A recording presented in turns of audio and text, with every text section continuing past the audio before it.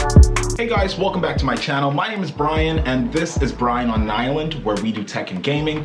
And guys, I have been away from my channel for a while, and apologies if my background is a bit of a mess. I'm still working on my recording studio for the moment because I am kind of back and forth with moving, but let's get on to the video. Now, motherboards, the pain to any avid PC builders back. And guys, today we're going to be talking very quickly about everything you need to know about your gaming PC motherboard before you start sticking things where they shouldn't go. Now, I've had a lot of comments about people talking about building a gaming PC. How do I know what to connect where to the motherboard? And oftentimes I would say to everyone, just watch a YouTube tutorial or use the manual that comes with your motherboard. But we all know no one really wants to read manuals or instructions. We just want to get into the build.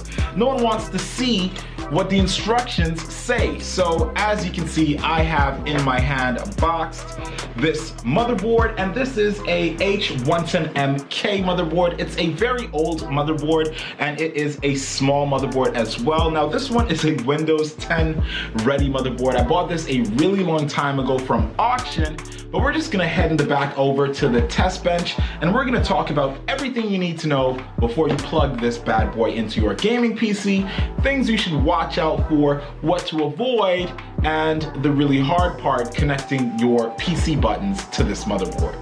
So we're gonna head back there and jump into the video. Oh, but wait, before we do all of that, if you're new to my channel, make sure you drop a like and a subscribe, and let me know if you're having trouble putting your PC together. I help people sometimes, especially if you message me on a social. I may or may not be able to help. I don't really know. It depends on what your problem is. But let's get into the video. Alright guys, so here we have the motherboard out of the box, and if I'm honest with you guys, I probably should have gotten a pedicure before we started this video. But anywho, we move. It comes with a CD that has all of the chipset information that you need to install on your gaming PC, but most gaming PCs don't come with CD drives anyway unless you're buying a store-bought system, or if you're putting a system together that has a CD drive. I don't know when's the last time I've actually seen a CD drive for sale anywhere, or a DVD drive for that matter. But anywho, you usually can get these from the motherboard manufacturer's website, and this CD basically just has it because you paid for it, sort of. And then you'll have some safety information that'll come along with it. As you guys can see, this is a Asus motherboard. And then you'll get a quick start guide, which basically tells you everything you need to know about your motherboard. But no one's gonna read this, so we're just gonna throw it out, and we're actually gonna go through whatever would be on the quick start guide on the motherboard in real time. So we're gonna go ahead and start with where your CPU goes. Now, this is one of the most delicate parts of the motherboard. Now, this is because this has a series of pins that allows the CPU to communicate with not only your motherboard, but everything else that might be connected to your motherboard, which is basically the entire gaming PC. So mind you, this motherboard doesn't really work. You don't want to be throwing your motherboard around like this. I would recommend that you have it on a test bench so it's not slipping and sliding all over the place. You want to make sure that when you do put your CPU in here, you line it up with what we like to call the triangle that lets you know where your CPU is supposed to be and how it's supposed to be orientated. As you guys can see here, we have a white dot that lets us know that this is where our triangle should line up with our motherboard.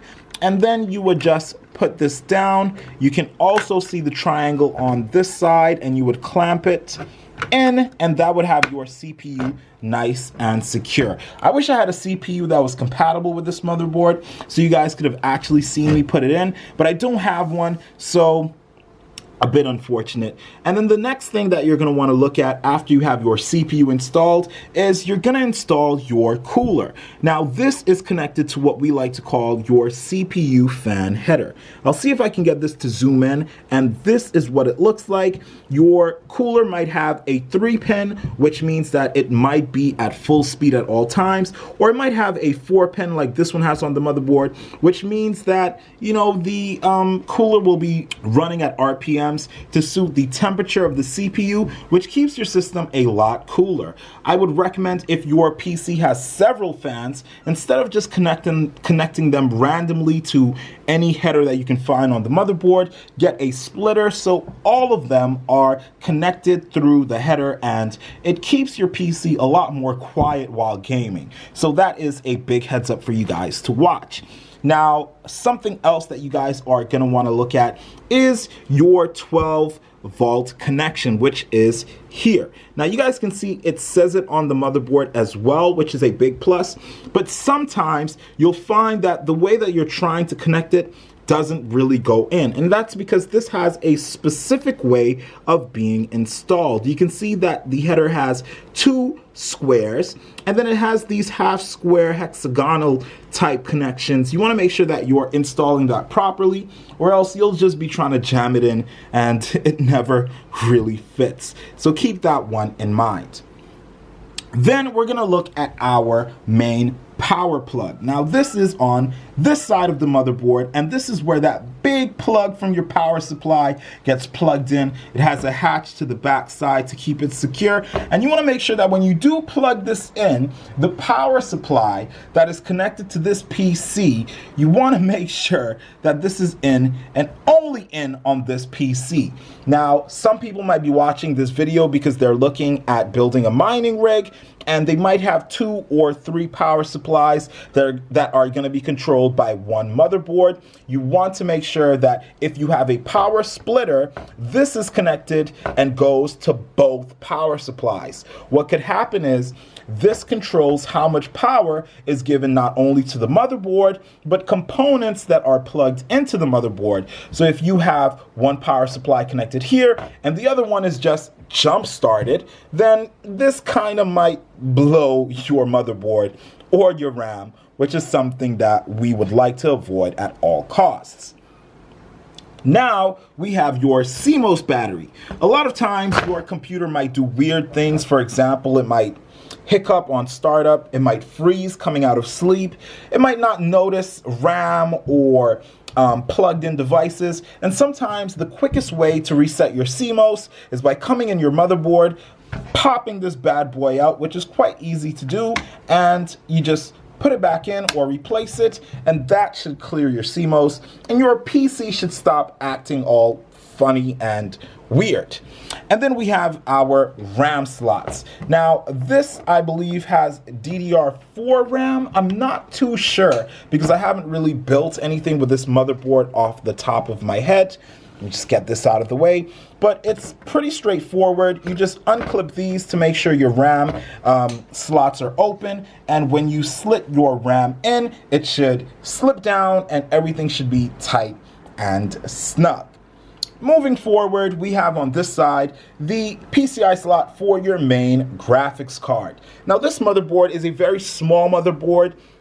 Some motherboards might have 2 or 3 PCI slots. In that case, the one that's for your main graphics card would be a chrome or golden type of finish. It'll be different from the 2 or 3 different ones. For example, if I zoom in, you can see this one has a metal gray type of color, but this one is black and this one is black as well. Now, these, you can use these for other peripheral devices, for example, Bluetooth cards, Wi-Fi cards. I've even seen people use these for extra SATA drives or external PCI connections for graphics cards when people are building mining rigs. So make sure you keep a lookout for that. If you have several PCI slots, use your motherboard's manual so you can find the fastest one and make sure your graphics card is plugged to the fastest PCI slot for better gaming speeds and graphic performance. Now, we're going to go over now and talk about SATA plugs. Now, this one has several SATA plugs. As you guys can see, we have 4 to this side, and this is where your hard drives and SSDs are plugged into. I usually like to use these in order, so I'll always start by the 1 or 2, but that doesn't necessarily mean that you have to use them in order. It's just how I like to get it done. And last but not least, guys, now we're going to talk about the F panel. Now, the F panel is on this side of the motherboard. And if you guys didn't know, you can use anything metallic to sort of jumpstart your PC when it's plugged into power.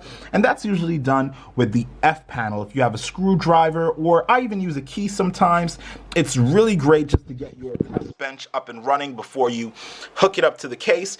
And the F panel gives a lot of people trouble because they simply just don't have the patience of reading the quick start guide on the motherboard, and that tells you where to plug in everything essentially. This connects your motherboard to your external PC case, so when you press the button, it actually turns on. So do take your time and let me know if you guys want me to make a video on this so you can see how to actually connect the F panel on your motherboard to your gaming PC case. That would actually help you guys loads, I think.